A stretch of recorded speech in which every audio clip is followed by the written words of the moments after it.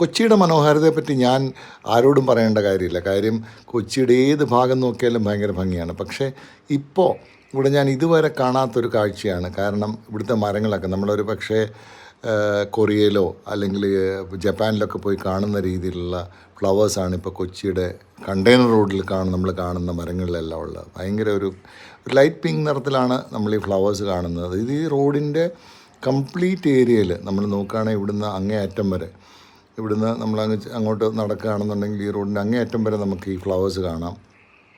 ഈ ഫ്ലവേഴ്സ് ഇത് ഓൾറെഡി നമുക്ക് കാണാം. ഈ താഴെയൊക്കെ ഇഷ്ടംപോലെ ഫ്ലവേഴ്സ് വീണ് കിടക്കുന്നത് ഒരു മനോഹരമായ ഒരു കാഴ്ചയാണ്. എനിക്ക് തോന്നുന്നു ഞാൻ ഇതുവരെ കൊച്ചി ഇതുപോലൊരു കാഴ്ച ഞാൻ കണ്ടിട്ടില്ല.